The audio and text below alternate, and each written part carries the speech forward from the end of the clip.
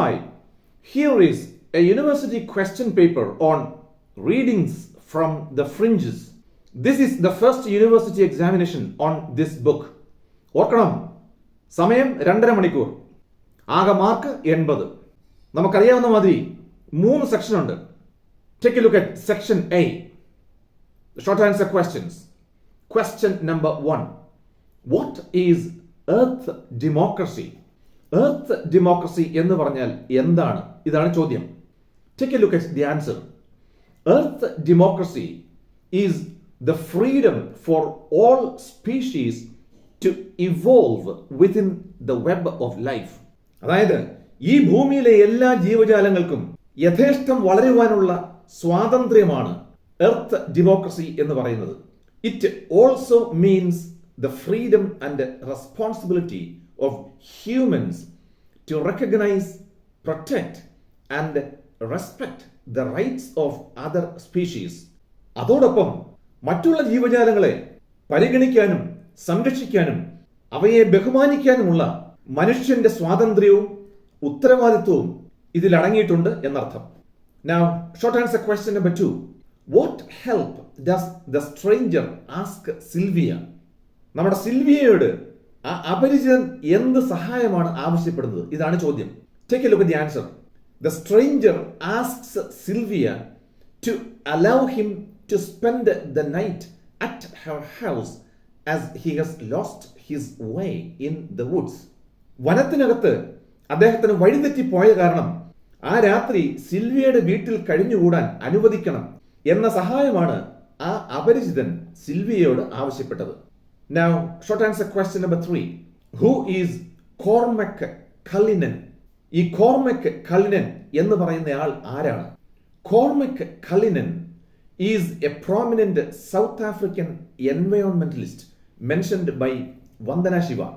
Vandana Shiva അവരുടെ എസ്സേയിൽ പരാമർശിക്കുന്ന ഒരു സൗത്ത് ആഫ്രിക്കൻ പരിസ്ഥിതി ശാസ്ത്രജ്ഞനാണ് കോർമക് കള്ളിനൻ. Now, short answer question number 4.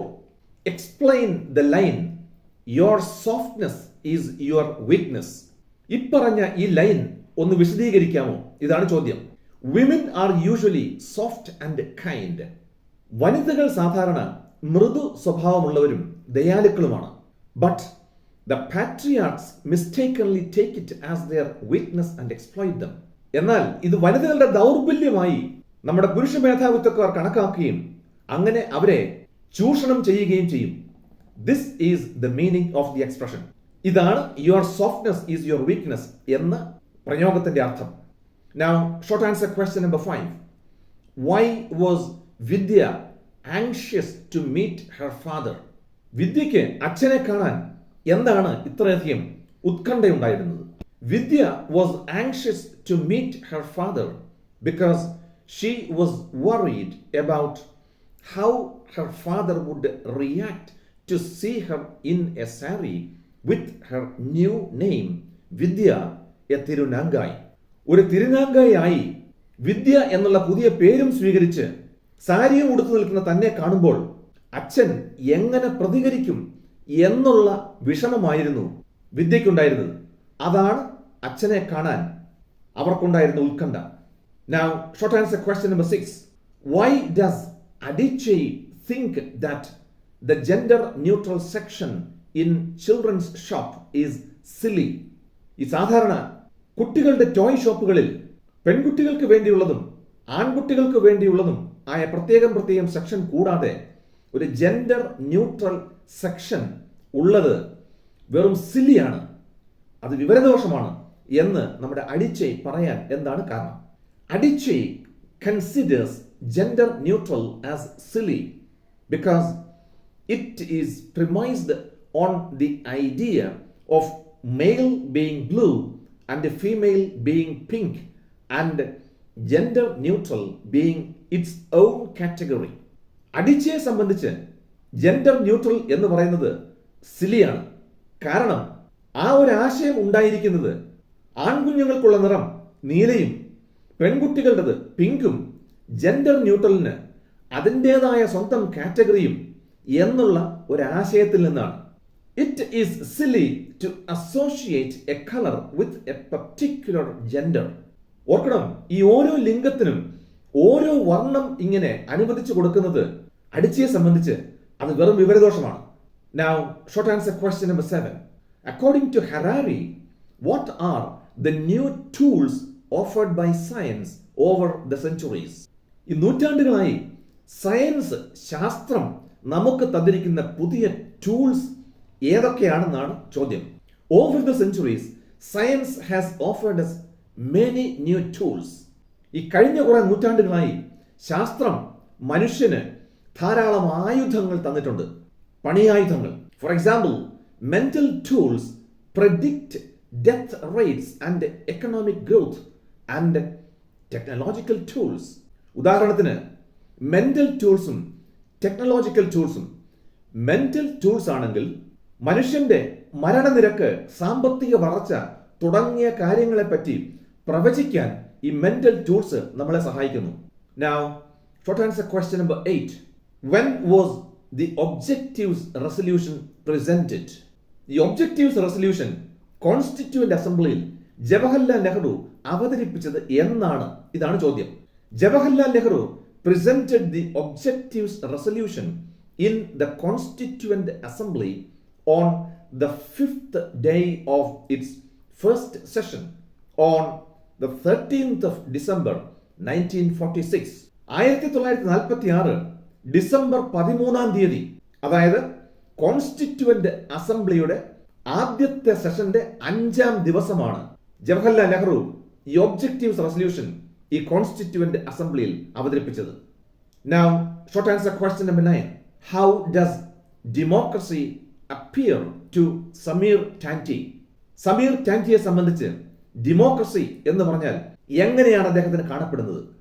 Instead of standing proud with its head high, democracy appears with its head down, knees bent and eyes closed. അഭിമാനത്തോടെ തല ഉയർത്തിപ്പിടിച്ച് നിൽക്കുന്നതിന് പകരം ഇപ്പോ നമ്മുടെ ജനാധിപത്യം കാണപ്പെടുന്നത് തല കുനിച്ച്, മുട്ടുവളച്ച്, കണ്ണടച്ച്, വളരെ ദയനീയ അവസ്ഥയിലാണ് അതിന്റെ നിൽപ്പ്. The poet is sad about the pitiable condition of democracy. ഈ ജനാധിപത്യത്തിന്റെ ഈ പരമദയനീയമായ അവസ്ഥയെ കാണുമ്പോൾ കവിക്ക് വല്ലാത്ത ദുഃഖം. Now, short answer question number 10. Why was Malini Chib pleasantly surprised at the University of Berkeley? University of ബാർക്ലിയിൽ ചെന്നപ്പോൾ നമ്മുടെ മാലിനി ചിബ് അല്പമൊന്ന് അതിശയിക്കാൻ എന്താണ് കാരണം? When the narrator found so many electric wheelchairs at the University of Berkeley, she was pleasantly surprised. അവിടെ ചെന്നപ്പോൾ ധാരാളം electric wheelchairs, ഇത്രമാത്രം electric wheelchairs കണ്ടപ്പോൾ അവർ അതിശയിച്ചു പോയി. Wheelchairs had the right of way. ഓർക്കണം, അവിടെ വീൽ ചെയറിനാണ് നിരത്തുകളിൽ മുൻഗണന. The traffic came to a halt just to let them cross the road. Road cross ചെയ്യാൻ വേണ്ടിയിട്ട് വീൽ ചെയറുകൾ വെയിറ്റ് ചെയ്യുന്ന കണ്ടു കഴിഞ്ഞാൽ എത്ര വലിയ ട്രാഫിക്കും അവിടെ നിൽക്കും. Now, short answer question number 11. What is the love line Chandra Bhan Prasad discusses in Love Line in the Times of Chaturvarna? ഈ പറഞ്ഞ പാഠത്തിൽ ചന്ദ്രഭാനു പ്രസാദ് ചർച്ച ചെയ്യുന്ന ലവ് ലൈൻ, അതായത് പ്രണയരേഖ എന്താണ്? Lovers can neither love nor marry outside their varna as per മനുസ്മൃതി. മനുസ്മൃതി അനുസരിച്ച് ജാതിക്ക് വെളിയിൽ മനുഷ്യർക്ക് പ്രണയിക്കാനോ വിവാഹം ചെയ്യാനോ അനുവാദമില്ല. This is the love line that is being discussed here. ഈ പാഠത്തിൽ ചർച്ച ചെയ്യുന്ന പ്രണയരേഖ എന്ന് പറയുന്നത് ഇതാണ്, അതായത് ജാതിക്ക് വെളിയിൽ പ്രണയവുമില്ല, വിവാഹവുമില്ല. Short answer question number 12. In the poem History Lesson, what does green paper faces of a smiling English lady refer to? ഈ green paper faces of a smiling English lady എന്ന് ഹിസ്റ്ററി ലെസണിൽ പറയുന്നത് എന്തിനെ പറ്റിയാണ്? ഇതാണ് ചോദ്യം. The green paper is money, that is the dollar bills with the smiling picture of the queen on them. ആ green paper എന്ന് പറയുന്നത് പണമാണ്, അതായത് കറൻസി, രാജ്ഞിയുടെ തലയുടെ ചിത്രമുള്ള കറൻസി, അതായത് dollar bills. Now, Short answer question number 13. Explain democracy. A democracy എന്ന് പറയുന്നത് ഒന്ന് വിശദമാക്കാമോ? All power and authority of the sovereign nation, its constituent parts and organs of government are derived from the people.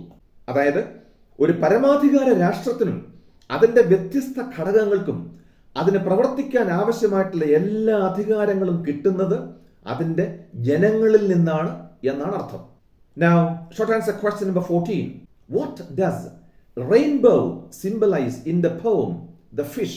ഈ കവിതയിൽ rainbow അതായത് മഴവില്ല് എന്ന് പറയുന്നത് എന്തിന്റെ പ്രതീകമാണ്?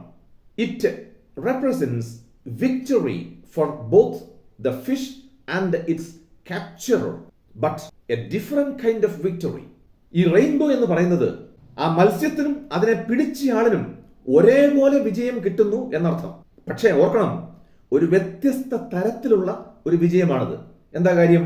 5 people before her had a similar moment. കാരണം അവർക്ക് മുൻപ് മറ്റ് 5 പേർക്കും ഇതേ അനുഭവം ഉണ്ടായിട്ടുണ്ട്.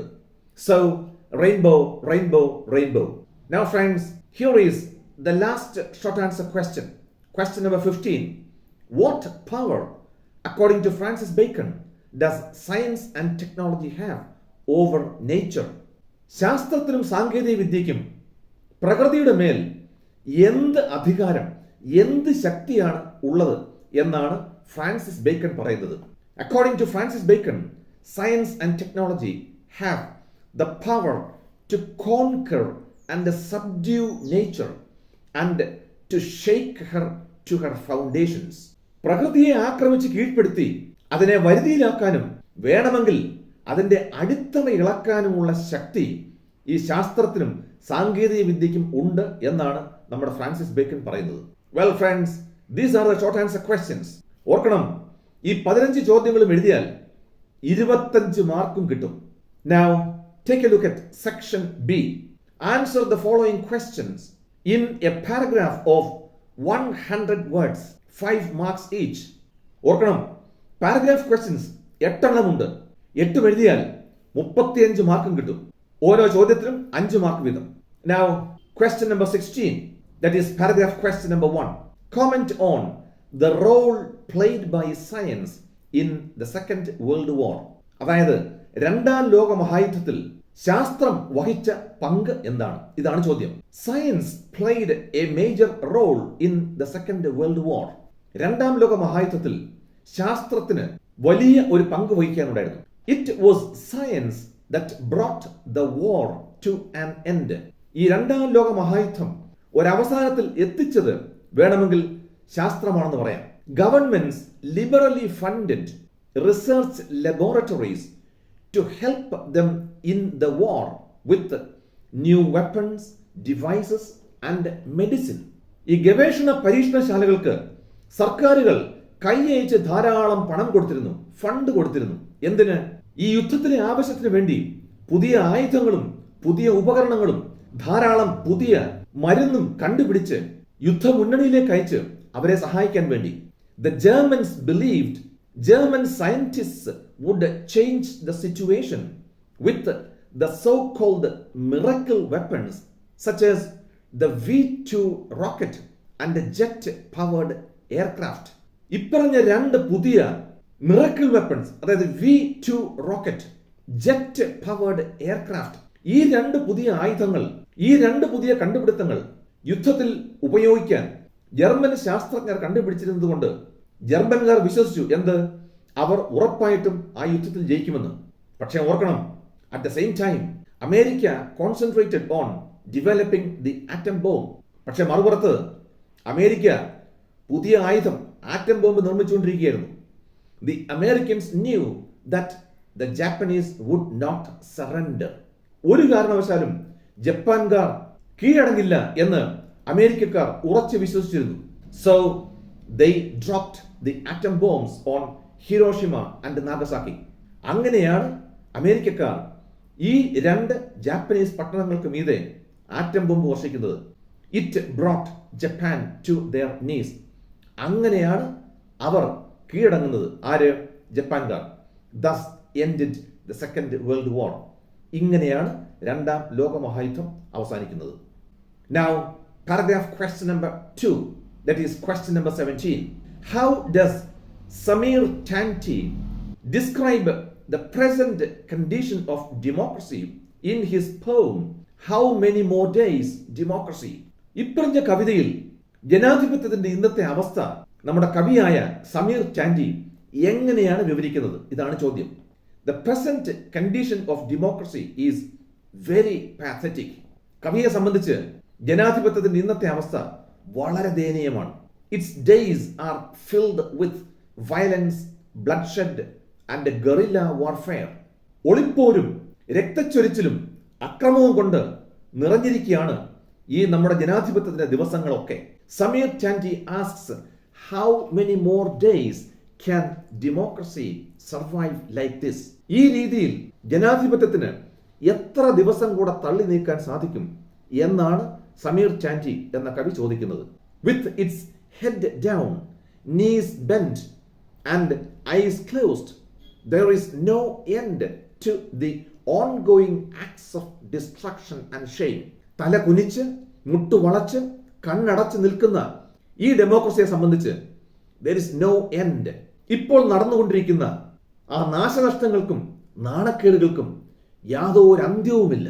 The poet can hear the loud noise and confusion arising out of the violence and bloodshed. കവിക്ക് കേൾക്കാൻ കഴിയുന്നുണ്ട് എന്ത്? ആ വലിയ ശബ്ദവും കൺഫ്യൂഷനും. എവിടുന്ന്? അക്രമങ്ങളിൽ നിന്നും രക്തച്ചൊരിച്ചിലിൽ നിന്നും പുറത്തേക്ക് വരുന്ന ആ വലിയ ശബ്ദവും ആ കൺഫ്യൂഷനും കവിക്ക് നല്ലവണ്ണം കേൾക്കാൻ കഴിയുന്നുണ്ട്. When these shameful things happen, democracy is silent and blind. ഈ നാണം കെട്ട സംഭവങ്ങൾ നടക്കുമ്പോൾ നമ്മുടെ ജനാധിപത്യം മൂകയായി കണ്ണുമടച്ചു നിൽക്കുകയാണ്. There is so much darkness in its home. അതിൻ്റെ വീട്ടിനുള്ളിൽ, ഡെമോക്രസിയുടെ വീട്ടിനുള്ളിൽ മുഴുവൻ അന്ധകാരമാണ്. But outside there is a lot of light from violence. പക്ഷേ പുറത്തോ നല്ല വെളിച്ചം, നല്ല വെള്ളി വെളിച്ചം. എന്തിൻ്റെ വെളിച്ചം? വയലൻസ്, അക്രമത്തിൻ്റെ വെളിച്ചം. Well, this is the answer. Now, question number 18. Describe Sylvia's relationship with the cow in A White Heron. A White Heron എന്നുള്ള പാഠത്തിൽ നമ്മുടെ സിൽവിയയ്ക്ക് ആ പശുവുമായുള്ള ബന്ധം എന്താണ്? ഇതാണ് ചോദ്യം. To Sylvia, the cow named Mistress Mooley was a valued companion. സിൽവിയയെ സംബന്ധിച്ച് ആ മിസ്ട്രസ് മൂളി എന്ന് പറയുന്ന കൗ എന്ന് പറയുന്ന പശു ഒരു ഉറ്റ സുഹൃത്തായിരുന്നു. They like to be outdoors and wander, enjoying the sights and sounds of nature. പുറത്തിറങ്ങി ഇങ്ങനെ കാഴ്ചകളും പ്രകൃതിയിലെ കാഴ്ചകളും ശബ്ദങ്ങളും ഒക്കെ ഇങ്ങനെ ആസ്വദിച്ച് ഇങ്ങനെ നടക്കാൻ രണ്ടുപേർക്കും ഒരേപോലെ ഇഷ്ടമാണ്. മിസ്ട്രസ് മൂളി often wandered out of her familiar path into the woods. വീട്ടിൽ നിന്ന് കാട്ടിലേക്കും വനത്തിൽ നിന്ന് വീട്ടിലേക്കും വരുന്ന വഴിക്ക് ഇടയ്ക്ക് ഇങ്ങനെ വഴി തെറ്റിച്ച് വനത്തിനകത്തേക്ക് പോകാൻ നമ്മുടെ മൂളി പശുവിന് വലിയ ഇഷ്ടമാണ്. Sylvia also liked to wander in the forest, looking at the trees and enjoying the songs of birds, insects and animals. സിൽവിയയ്ക്കും ഈ പറഞ്ഞ കാര്യങ്ങളൊക്കെ വളരെ ഇഷ്ടമാണ്. She enjoyed the shoal, swimming together in the brook. അരുവിയിലൂടെ മത്സ്യങ്ങൾ ഇങ്ങനെ കൂട്ടങ്ങളായി ഇങ്ങനെ ഒഴുകി നടക്കുന്നത് അവൾ ആസ്വദിക്കാറുണ്ടായിരുന്നു. She was happy to watch the sunset. സൂര്യാസ്തമയം കണ്ടു നിൽക്കാനും അവൾക്ക് വളരെ ഇഷ്ടമായിരുന്നു. As they walked home, they stopped at a brook. വീട്ടിലേക്ക് നടന്നു പോകുന്ന വഴി അവർ ഒരു അരുവിയുടെ അടുത്ത് നിൽക്കും. Where Mistress Mooley drinks. നമ്മുടെ പശുക്കുട്ടി അവിടുന്ന് അരുവിയിൽ നിന്ന് വെള്ളം കുടിക്കും. Sylvia cools her bare feet in the water. അതേസമയം സിൽവിയ എന്ത് ചെയ്യും? അവളുടെ നഗ്നപാദങ്ങൾ മെല്ലെ ആ തണുത്ത വെള്ളത്തിൽ ഇങ്ങനെ സ്പർശിക്കും. They are lovers of nature. രണ്ടുപേർക്കും പ്രകൃതിയെ ഭയങ്കര ഇഷ്ടമാണ്. Now, question number 19. Comment on the idea of Earth University. ഈ എർത്ത് യൂണിവേഴ്സിറ്റി എന്ന ആശയത്തെപ്പറ്റി എന്താണ് അഭിപ്രായം? ഇതാണ് ചോദ്യം. We are facing a lot of problems due to globalization. ഈ ഗ്ലോബലൈസേഷൻ കാരണം നമുക്ക് ധാരാളം പ്രശ്നങ്ങളുണ്ട്. So we must move away from the idea of nature as dead matter. ഈ പ്രകൃതി എന്ന് പറയുന്നത് ഒരു ചത്ത സാധനമാണ് എന്ന ആശയത്തിൽ നിന്ന് നാം മാറിയേ പറ്റൂ. We must move to an ecological paradigm. ഈ പരിസ്ഥിതി ശാസ്ത്രത്തിന് ഒരു പുതിയ പാരഡൈം നമുക്കുണ്ടാക്കിയേ പറ്റൂ. For this, the best teacher is nature herself. അതിന് പറ്റിയ ഗുരു എന്ന് പറയുന്നത് പ്രകൃതി തന്നെയാണ്. That is why Vandana Shiva started the Earth University at Navadanya Farm. ഇക്കാരണത്താലാണ് നവധാന്യ ഫാമിൽ വന്ദന ശിവ എർത്ത് യൂണിവേഴ്സിറ്റി സ്ഥാപിച്ചത്. It teaches earth democracy. ഇതാണ് അവിടുത്തെ പാഠ്യവിഷയം. എന്ത്? Earth democracy. എന്താണ് ഈ earth democracy? Which is freedom for all species to evolve within the web of life. അതായത് എല്ലാ ജീവജാലങ്ങൾക്കും ഈ ഭൂമിയിൽ സ്വതന്ത്രമായി വളരാനുള്ള സ്വാതന്ത്ര്യം. It also means the freedom and responsibility of humans. ഇത് മാത്രമല്ല, പിന്നെയോ മനുഷ്യർക്ക് സ്വാതന്ത്ര്യവും ചില ഉത്തരവാദിത്തങ്ങളുമുണ്ട്. എന്ത്? As members of the earth family. ഈ ഭൂമിയിലെ ജീവജാലങ്ങളിലെ ഒരു അംഗം എന്നുള്ള നിലയ്ക്ക് മനുഷ്യനുള്ള ഉത്തരവാദിത്തം. എന്തിന്? To recognise, protect and respect the rights of other species. മറ്റു ജീവജാലങ്ങളുടെ അവകാശങ്ങൾ. എന്ത്? മറ്റു ജീവജാലങ്ങൾക്കും ജീവിക്കാനുള്ള അവകാശമുണ്ട് എന്നുള്ളത് അംഗീകരിക്കുക, അത് സംരക്ഷിക്കുക, അതിനെ ബഹുമാനിക്കുക. ഇത് മനുഷ്യൻ ചെയ്യണം. Participants at the university include farmers, school children and people from across the world. ഈ യൂണിവേഴ്സിറ്റിയിലെ പഠിതാക്കൾ എന്ന് പറയുന്നത് കർഷകരും സ്കൂൾ വിദ്യാർത്ഥികളും ലോകത്തിന്റെ വിവിധ ഭാഗങ്ങളിൽ നിന്നുള്ള ആളുകളും ഒക്കെയാണ്. Now, question number 20. Discuss Fire as a feminist poem. ഈ ഫയർ എന്ന് പറയുന്നത് ഒരു സ്ത്രീപക്ഷ കവിതയായി ഒന്ന് ചർച്ച ചെയ്യാമോ? ഇതാണ് ചോദ്യം. Nikita Gill's fire is a feminist poem. അതെ, ഇതൊരു സ്ത്രീപക്ഷ കവിതയാണ്. It is also a poem of protest and rebellion. ഇത് ഒരു പ്രതിഷേധത്തിന്റെ കവിതയുമാണ്. Written in the form of advice to women, the poem urges them to strongly react when the patriarchy takes advantage of their softness and kindness. ഈ പുരുഷ മേധാവിത്വക്കാർ വനിതകളുടെ മൃദു സ്വഭാവവും അനുകമ്പയും മുതലെടുക്കാൻ ശ്രമിക്കുമ്പോൾ വളരെ ശക്തമായി പ്രതികരിക്കണം എന്ന് വനിതകളോട് ഉപദേശിക്കുകയും ആഹ്വാനം ചെയ്യുകയുമാണ് ഈ കവിതയിൽ ചെയ്യുന്നത്. Women are treated as the fair sex and the weaker sex in a patriarchal society. പുരുഷ മേധാവിത്വ സമൂഹങ്ങളിൽ വനിതകളെ ഈ രീതിയിലാണ് കണക്കാക്കുന്നത്. എങ്ങനെ? The fair sex, സുന്ദരി വർഗം, the weaker sex, ദുർബല വിഭാഗം, ഇങ്ങനെയൊക്കെയാണ് അവരെ കണക്കാക്കുന്നത്.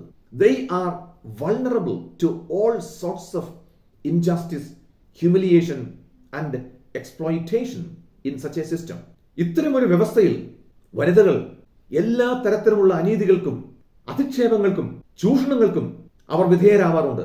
Gill tells them that it is true that women generally wear the skin of a gentle human being. നമ്മുടെ കവി പറയുന്നത് വളരെയധികം മാന്യത കാണിക്കുന്ന ഒരു മനുഷ്യജീവിയായിട്ടാണ് സാധാരണ വനിതകൾ പ്രത്യക്ഷപ്പെടാറുള്ളത്. But the patriarchs should be taught how hell looks like even when it appears gentle and soft outwardly. പുറമേ ഈ മാന്യതയും മൃദുത്വവും ഒക്കെ ഉള്ളപ്പോഴും വേണ്ടി വന്നാൽ യഥാർത്ഥ നരകം എങ്ങനെ ഇരിക്കും എന്ന് ഈ പുരുഷ മേധാവിത്വക്കാർക്ക് കാണിച്ചു കൊടുക്കുക തന്നെ ചെയ്യണം എന്നാണ് നമ്മുടെ കവി പറയുന്നത്. Well, question number 21. What was the reaction of Saravana's family when they learned that he was a tirunangai? താൻ ഒരു തിരുനങ്കായി ആയി എന്ന് ശരവണന്റെ കുടുംബം മനസ്സിലാക്കിയപ്പോൾ അവരുടെ പ്രതികരണം എങ്ങനെയുള്ളതായിരുന്നു? ഇതാണ് ചോദ്യം. When the family learned that Saravana became a tirunangai, they were shocked. Saravana ഒരു തിരുനാങ്കായി ആയി മാറി എന്ന് മനസ്സിലാക്കിയപ്പോൾ കുടുംബാംഗങ്ങൾക്ക് ഷോക്കായി പോയി. Meeting the family members after the transformation was an agonizing experience for Vidya. വിദ്യ ആയി മാറിയ ശരവണയ്ക്ക് താനൊരു തിരുനാങ്കായി ആയി മാറിയതിനു ശേഷം കുടുംബാംഗങ്ങളെ കാണുക എന്നുള്ളത് വളരെ വേദന നിറഞ്ഞ ഒരു അനുഭവമായിരുന്നു. Her sister was shocked to see her in a saree. Sari ഉടുത്ത് നിൽക്കുന്ന തന്നെ കണ്ടപ്പോൾ അവളുടെ ചേച്ചി ഞെട്ടിപ്പോയി. Her father refused to see her in a saree. അച്ഛൻ പറഞ്ഞു, എനിക്ക് അവനെ സാരിയിൽ കാണണ്ട.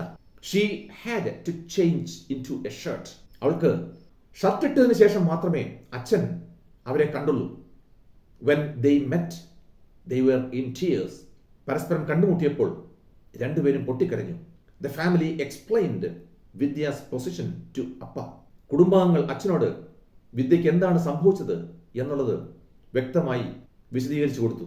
വിദ്യ very calmly spoke to Appa. അവൾ വളരെ സമാധാനപരമായി അച്ഛനോട് കാര്യങ്ങൾ പറഞ്ഞു. That even science accepts tirunangais was explained to him. ഇന്ന് ശാസ്ത്രലോകം പോലും ഈ മൂന്നാമതൊരു വിഭാഗക്കാരെ അംഗീകരിക്കുന്നുണ്ട് എന്ന് അച്ഛന് പറഞ്ഞ് മനസ്സിലാക്കി കൊടുത്തു. വിദ്യ told him she would become an actress. വിദ്യ തൻ്റെ അച്ഛനോട് പറഞ്ഞു എന്ത്, താൻ വളരെ പ്രസിദ്ധയായിട്ടുള്ള ഒരു നടിയായി മാറും ഭാവിയിൽ. It made them angry. അത് കേട്ടപ്പോൾ അവർക്ക് കോപം സഹിക്കാൻ കഴിഞ്ഞില്ല. The journey to be a tirunangai was filled with agonies and anxieties. അങ്ങനെ ഒരു തിരുനാങ്കായി ആയി മാറാനുള്ള ആ യാത്രയിൽ ഉടനീളം വേദനകളും ഉത്കണ്ഠകളും നിറഞ്ഞതായിരുന്നു. Now, question number 22. Discuss how a nation's dream and aspirations are articulated through the objectives resolution. Nehru അവതരിപ്പിച്ച ഒബ്ജക്റ്റീവ്സ് റെസൊല്യൂഷനിലൂടെ ഒരു രാഷ്ട്രത്തിൻ്റെ സ്വപ്നവും ആശയാഭിലാഷങ്ങളും എങ്ങനെ പ്രതിഫലിക്കുന്നു എന്ന് ഒന്ന് വിശദമാക്കാമോ? ഇതാണ് ചോദ്യം. The objectives resolution articulated a nation's dream. അതെ, ഒരു രാഷ്ട്രത്തിൻ്റെ സ്വപ്നമാണ് ആ ഒബ്ജക്റ്റീവ്സ് റെസൊല്യൂഷനിൽ പ്രകടമായത്. It gave a concrete shape to the dreams and aspirations of millions of Indians. കോടിക്കണക്കിന് ഭാരതീയരുടെ ആശയാഭിലാഷങ്ങൾക്ക് ഒരു വ്യക്തമായ രൂപം കൊടുക്കുകയാണ് ആ ഒബ്ജക്റ്റീവ്സ് റെസൊല്യൂഷൻ ചെയ്തത്. It also provided the foundation for India's constitution. സ്വതന്ത്രയായ ഭാരതത്തിന് വേണ്ടി എഴുതിയുണ്ടാക്കാൻ പോയ ആ ഭരണഘടനയ്ക്ക് ഒരടിത്തറ പാകാനും ഈ ഒബ്ജക്റ്റീവ്സ് റെസൊല്യൂഷൻ സാധിച്ചു. The resolution established the guiding principles for drafting a constitution for India. നമ്മുടെ ഭരണഘടനയുടെ അടിസ്ഥാന തത്വങ്ങൾ ഈ objectives റെസൊല്യൂഷനിലൂടെ രൂപപ്പെടുകയുണ്ടായി. The resolution declared India an independent sovereign republic. ഭാരതത്തെ ഒരു സ്വതന്ത്ര പരമാധികാര റിപ്പബ്ലിക്കായി ഈ റെസൊല്യൂഷൻ പ്രഖ്യാപിച്ചു. It guaranteed all its citizens the essential values such as justice, equality, freedom and democracy. ഒരു രാഷ്ട്രത്തിലെ പൗരന്മാർക്ക് അവശ്യം വേണ്ടതായ അടിസ്ഥാന മൂല്യങ്ങൾ, അതായത് നീതി, തുല്യത, സ്വാതന്ത്ര്യം, ഡെമോക്രസി, ജനാധിപത്യം, ഇവയൊക്കെ അതിനകത്ത് ഉറപ്പാക്കിയിട്ടുണ്ടായിരുന്നു. It also ensured that all powers of independent India should flow from its people. സ്വതന്ത്ര ഭാരതത്തിൻ്റെ അധികാരങ്ങളൊക്കെ ജനങ്ങളിൽ നിന്ന് വേണം ഉത്ഭവിക്കേണ്ടത് എന്നുള്ളതും അത് ഉറപ്പാക്കിയിരുന്നു. Adequate protection for minorities, backward and tribal classes was also safeguarded. ന്യൂനപക്ഷങ്ങൾ, പിന്നോക്ക വിഭാഗക്കാർ, ഗോത്രവർഗക്കാർ, ഈ വിഭാഗത്തിലുള്ള ആളുകൾക്കും ആവശ്യമായിട്ടുള്ള സംരക്ഷണം ഉറപ്പുവരുത്തിയിരുന്നു. Finally the resolution said that India would work for world peace and human welfare. അവസാനം ഒരു കാര്യം കൂടെ പറഞ്ഞിരുന്നു. എന്ത്? സ്വതന്ത്ര ഭാരതം ലോകത്തിൽ സമാധാനത്തിനും മനുഷ്യന്റെ ക്ഷേമത്തിനും വേണ്ടി പ്രവർത്തിക്കും എന്ന പരമപ്രധാനമായ കാര്യം കൂടി ഈ resolution അസന്നിഗ്ധമായി പ്രഖ്യാപിക്കുകയുണ്ടായി. Now, here is the last paragraph question. Comment on the use of irony in the poem History Lesson. History Lesson എന്ന കവിതയിൽ ഈ ഐറണി എന്ന അലങ്കാര പ്രയോഗം എങ്ങനെ സമർത്ഥമായി ഉപയോഗിക്കുന്നു എന്ന് ഒന്ന് വിശദമാക്കാമോ? ഇതാണ് ചോദ്യം. In history lesson, Armstrong tells the story of colonization from the perspective of native Americans. തദ്ദേശീയരായിട്ടുള്ള അമേരിക്കക്കാർ, അതായത് റെഡ് ഇന്ത്യൻസ്, അവരുടെ കാഴ്ചപ്പാടിലൂടെ ഈ വെള്ളക്കാരുടെ കോളനിവൽക്കരണത്തെ വിശദീകരിക്കുകയാണ് ഹിസ്റ്ററി ലെസൺ എന്ന കവിതയിലൂടെ ആംസ്ട്രോങ് എന്ന കവി ചെയ്യുന്നത്. She describes how European settlers destroyed the native American land, life and livelihood. ഈ തദ്ദേശീയരായിട്ടുള്ള അമേരിക്കക്കാരുടെ ഭൂമി, ജീവിതം തുടങ്ങിയവയൊക്കെ ഈ യൂറോപ്യൻ കോളനി വാഴ്ചക്കാർ എങ്ങനെ നശിപ്പിച്ചു എന്ന് വളരെ ഭംഗിയായി ഈ കവിതയിൽ വിവരിക്കുന്നുണ്ട്.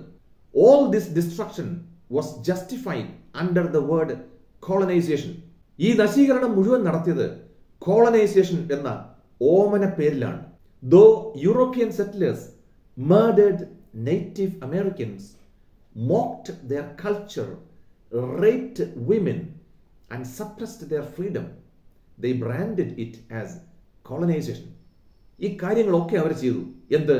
അവരെ കൊല ചെയ്തു, അവരുടെ സംസ്കാരത്തെ ആക്ഷേപിച്ചു, അവരുടെ സ്ത്രീകളെ ബലാത്സംഗം ചെയ്തു, അവരുടെ സ്വാതന്ത്ര്യം ഇല്ലാതാക്കി. ഇതൊക്കെ കോളനൈസേഷൻ എന്ന ഓമന പേരിലാണ് അവർ ചെയ്തത്. Armstrong points out the irony in this branding. ഇതിനകത്തെ വൈരുദ്ധ്യമാണ് കവി ചൂണ്ടിക്കാണിക്കുന്നത്. The word colonisation has a positive connotation. ശരിക്കും പറഞ്ഞാൽ കോളനൈസേഷന് ഒരു നല്ല അർത്ഥമാണുള്ളത്. അതായത് a partnership of two different peoples, രണ്ട് വ്യത്യസ്തരായിട്ടുള്ള ആളുകളുടെ ഒരു പങ്കാളിത്തം, രണ്ടു പേർക്കും ഗുണമുണ്ടാകത്തക്കവണ്ണമുള്ള ഒരു പങ്കാളിത്തം. Here the Europeans colonisation was not at all civilised. എന്നാൽ ഇവിടെ ഈ വെള്ളക്കാരുടെ കോളനൈസേഷൻ ഒരിക്കലും അത് മാന്യമായ രീതിയിലായിരുന്നില്ല. In this way Armstrong highlights the horrible irony that surrounds the colonisation of the native American peoples. ഈ രീതിയിലാണ് ഈ തദ്ദേശീയരായിട്ടുള്ള റെഡ് ഇന്ത്യൻസ് ആയിട്ടുള്ള അമേരിക്കക്കാരുടെ കോളനിവൽക്കരണത്തിൽ അടങ്ങിയിരിക്കുന്ന ഐറണി നമ്മുടെ കവി പുറത്തു കൊണ്ടിരുന്നത്. Well friends, this is the end of the paragraph questions. ഓർക്കണം, ഈ പാരഗ്രാഫ് ക്വസ്റ്റ്യൻസ് 8 എണ്ണമുണ്ട്. 8 എഴുതിയാൽ 35 മാർക്കും കിട്ടും. Well, take A look at section C. Answer any 2 of the following questions in about 200 words each. 200 വാക്കിൽ കവിയാത്ത ഓരോ എസ്സേ ഏതെങ്കിലും 2 ചോദ്യത്തെ പറ്റി എഴുതണം. ചോദ്യങ്ങൾ 4. ഒരു ചോദ്യത്തിന് 10 മാർക്ക്, 2 ചോദ്യത്തിന് 20 mark. Well, here is the first essay question. How does P. Sainath portray the hollowness of our society that forgets fighters like Salihan and focuses on celebrities? സലിഹാനെ പോലെയുള്ള സ്വാതന്ത്ര്യ സമര സേനാനികളെ മറന്നിട്ട് സെലിബ്രിറ്റികളുടെ പിന്നാലെ വായുന്ന നമ്മുടെ സമൂഹത്തിന്റെ പൊള്ളത്തരം സായിനാഥ് എന്ന എഴുത്തുകാരൻ എങ്ങനെ വരച്ചു കാട്ടുന്നു? ഇതാണ് ചോദ്യം. ഓർക്കണം, ഈ എസ്സേ നമ്മുടെ സലിഹാന്റെ വീഡിയോയിൽ കൊടുത്തിട്ടുണ്ട്. Now, essay question number 2, that is question number 25. Critically analyze Elizabeth Bishop's poem, The Fish. The Fish എന്ന് പറയുന്ന എലിസബത്ത് ബിഷപ്പിന്റെ കവിത നിരൂപണാത്മകമായി ഒന്ന് വിശകലനം ചെയ്യാമോ? ഇതാണ് ചോദ്യം. ഈ എസ്സേയും നമ്മുടെ ഫിഷ് എന്ന് പറയുന്ന വീഡിയോയിൽ വളരെ ഭംഗിയായി വിവരിച്ചിട്ടുണ്ട്. Now, essay question number 3, that is question number 26. Child care is an equal responsibility of both parents. Comment on the basis of Dear Igiavale. ശിശു സംരക്ഷണം മാതാപിതാക്കളുടെ തുല്യ ഉത്തരവാദിത്തമാണ്. ഡിയർ ഇജിയാവലെ എന്ന പാഠത്തിന്റെ അടിസ്ഥാനത്തിൽ ഇതിനെപ്പറ്റി ഒന്ന് എഴുതാമോ? ഇതാണ് ചോദ്യം. ഇതും നമ്മുടെ വീഡിയോയിൽ നല്ല ഭംഗിയായി കൊടുത്തിട്ടുണ്ട്. Now friends, here is the last essay question. Critically analyze the article Love in the Time of Chaturvarna in terms of caste discrimination and inequality that persist in India. നമ്മുടെ സമൂഹത്തിൽ ഇന്നും നിലനിൽക്കുന്ന അസമത്വം, ജാതി വിവേചനം തുടങ്ങിയ കാര്യങ്ങളുടെ അടിസ്ഥാനത്തിൽ love in the times of Chaturvarna എന്ന ലേഖനത്തെ ഒന്ന് വിമർശനാത്മകമായി വിശകലനം ചെയ്യാമോ? ഇതാണ് ചോദ്യം. ഈ ചോദ്യത്തിന്റെ ഉത്തരവും നല്ല ഭംഗിയായി love in the time of Chaturvarna എന്ന വീഡിയോയിൽ കൊടുത്തിട്ടുണ്ട്. ഓർക്കണം, ഈ ക്വസ്റ്റ്യൻ പേപ്പറിൽ ചോദിച്ചിട്ടുള്ള മിക്കവാറും ചോദ്യങ്ങളൊക്കെ തന്നെ നമ്മളുടെ വീഡിയോകളിൽ വളരെ വിശദമായി വളരെ വ്യക്തമായി നമ്മൾ ചർച്ച ചെയ്തിട്ടുള്ളതാണ്. Thank you for being with me. See you soon with another video. Until then, goodbye.